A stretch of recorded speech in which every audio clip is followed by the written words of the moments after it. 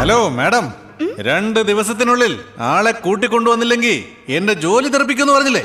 ദാമോദര, എന്താ താൻ വലിയ മസിൽ പിടിക്കുന്നേ? അയ്യോ മാഡം, അങ്ങനെയൊന്നുമില്ല. മാഡം പറഞ്ഞില്ലേ നൃത്തം പഠിപ്പിക്കാൻ ആളെ വേണമെന്ന്. ആശാനെ, ഇതാണ് ഞങ്ങളുടെ മാഡം.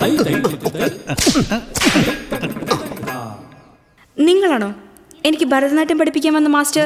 നിങ്ങളാണോ എന്റെ അടുത്ത് ഭരതനാട്യം പഠിക്കാൻ വന്ന കുട്ടി? നിങ്ങളുടെ പേരാണോ തില്ലാന ദിവ്യനാഥൻ? നിങ്ങളുടെ പേരാണോ ദേവിപ്രിയ എന്ന് പറയുന്നത്? 30 ദിവസം കൊണ്ട് എന്നെ ഭരതനാട്യം പഠിപ്പിക്കാന്ന് പറഞ്ഞ് എന്തുറപ്പില്ല നിങ്ങൾ ഇങ്ങോട്ട് വന്നത്? ഏത് വിശ്വാസത്തിലാണോ 30 ദിവസം കൊണ്ട് ഭരതനാട്യം പഠിക്കാമെന്ന് നീ വന്നത്, ആ വിശ്വാസം പോലെ തന്നെയാണ് 30 ദിവസം കൊണ്ട് ഭരതനാട്യം പഠിപ്പിക്കാമെന്ന് ഞാനും വന്നത്. അങ്ങേ പോലൊരു കഴിവുള്ള മാസ്റ്ററിയാണ് ഞാനും കാത്തിരുന്നത്. എന്നെ പോലെ കഴിവുള്ള ഒരു ശിഷ്യയെ തന്നെയാണ് ഞാനും അന്വേഷിച്ചു കൊണ്ടിരുന്നത്. അതിശയം തന്നെ. മാഡത്തിന്റെ മനസ്സും മാസ്റ്ററുടെ മനസ്സും നോക്കുമ്പോ ഒരു കാര്യം എനിക്ക് ക്ലിയർ ആയി. കലാരംഗത്ത് ഒരു വലിയ വിപ്ലവം നടക്കുമെന്ന് ഉറപ്പാ. അതിലൊരു തർക്കവും ഇല്ല.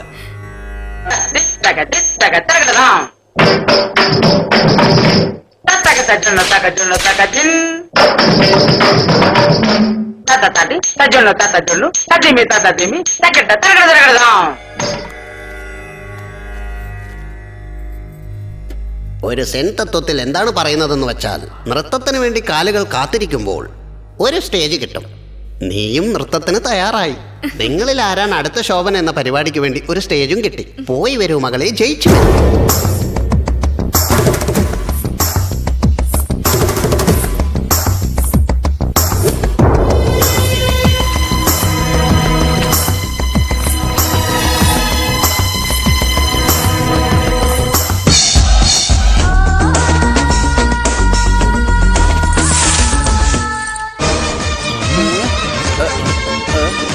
സാർ, നിങ്ങൾ പടയപ്പ രജനിയല്ല.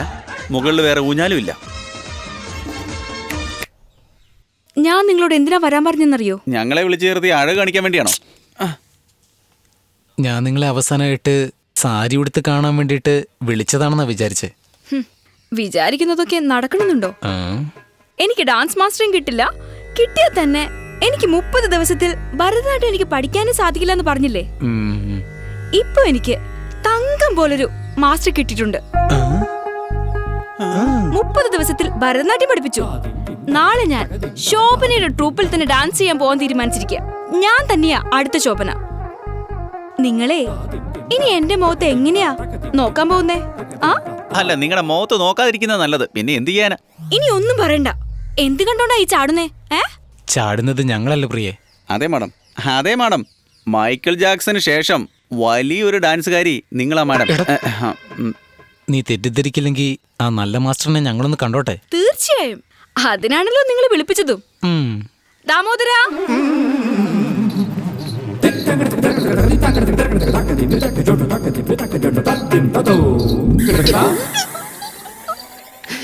ഇവിടെ എവിടെയോ 2 ബാഡ് വൈബ്രേഷൻ ഉണ്ടല്ലോ.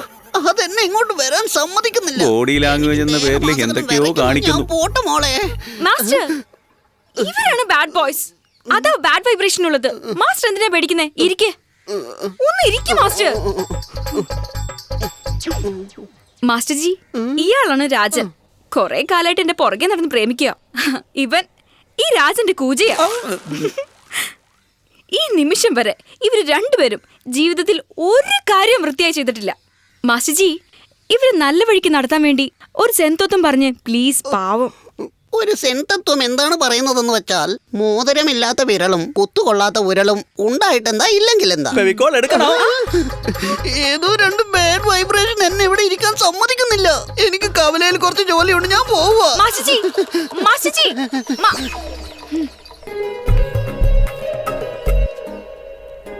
മിസ്റ്റർ രാജൻ, നിങ്ങൾ ലവ് ഫെയിലിയറിൽ താടിയൊന്നും വെക്കല്ലേ. കാരണം നിങ്ങളുടെ മുഖത്തിന് അതൊട്ടും ചേരില്ല. മിസ്റ്റർ കൂജ, എത്രയും വേഗം ഈ ഫ്രണ്ട്ഷിപ്പ് കട്ട് ചെയ്തേക്ക്. ഇല്ലെങ്കിലേ നിങ്ങളുടെ കല്യാണം നടക്കാൻ പോകുന്നില്ല.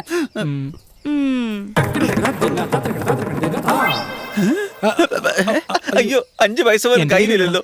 ഞാൻ ഭരതനാട്യത്തിൽ നമസ്കാരം പറഞ്ഞതാ, ഇതുപോലെ അറിയില്ല.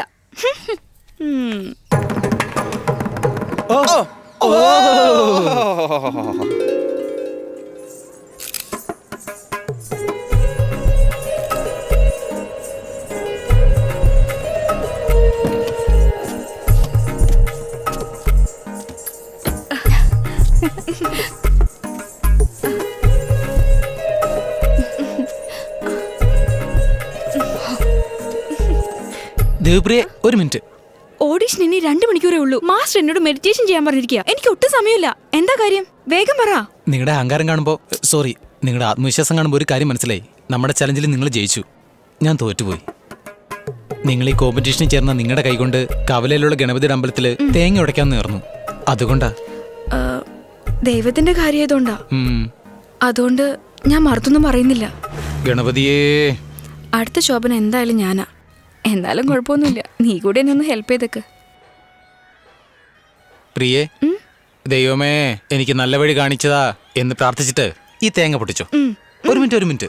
പ്രിയേ, ദൈവം ഉണ്ടല്ലോ, ഇടക്കോട്ട് നോക്കി അടച്ചാലും നല്ല വഴി കാണിച്ചു തരൂ. ഒരു മിനിറ്റ് ഇങ്ങോട്ടോ, ഒറ്റ മിനിറ്റ്. Position correct. ഉടച്ചോ പ്രിയേ. ദൈവമേ,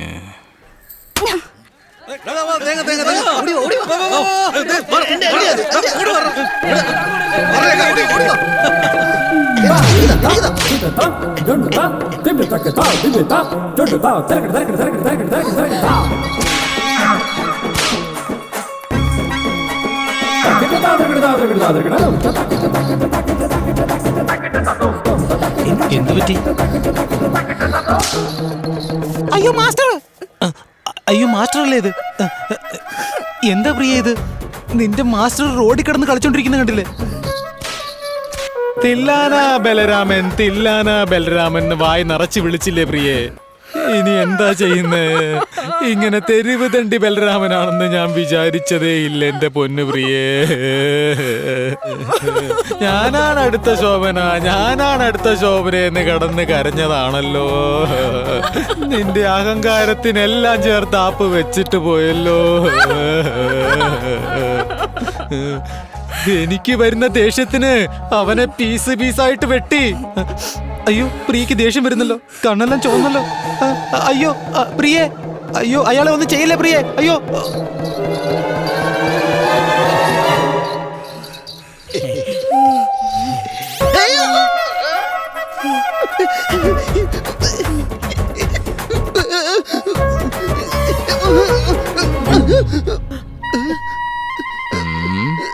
പോടാ ഓ.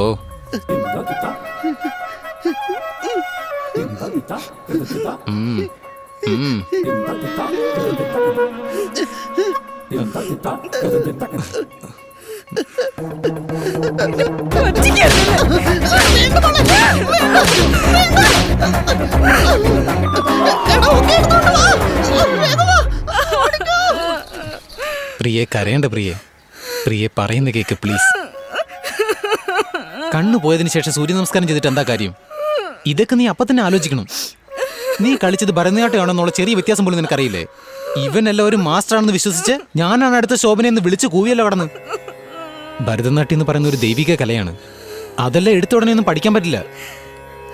ഇതെല്ലാം മനസ്സിലാക്കി തരണമെന്ന് കരുതിയ ഞാൻ നിന്നെ ഇവിടേക്ക് കൂട്ടിക്കൊണ്ടു വന്ന്.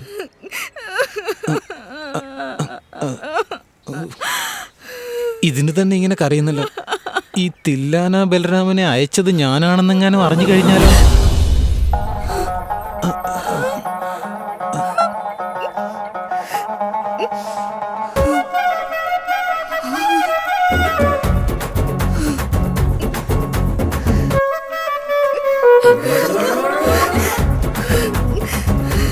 പ്രിയ, പറയുന്ന കേക്ക്. തിരിച്ചു വാ. വീണ്ടും തെറ്റായ തീരുമാനങ്ങൾ എടുക്കാതെ. നീ പോകുന്നത് തെറ്റായ റൂട്ടിലാണ്. തിരിച്ചു വാ പ്രിയ. ഞാൻ എന്തു പറഞ്ഞാലും നിന്റെ നന്മയ്ക്ക് വേണ്ടിയാ പറയുന്നത്. തിരിച്ചു വാ.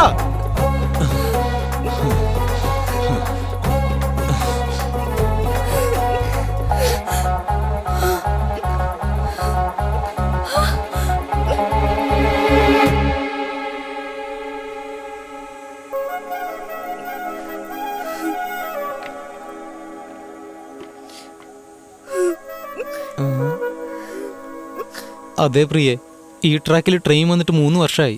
എന്താന്ന് വെച്ചാ നിന്റെ അവസാന ശ്രമത്തിൽ നീ ജയിക്കണമെന്ന് കരുതിയാ നാക്ക് തള്ളി ഞാൻ നിന്റെ പുറകെ ഓടി വന്നേ. നീ എന്താന്ന് വെച്ചാ ഞാൻ നിന്നെ പോ പ്രിയെ.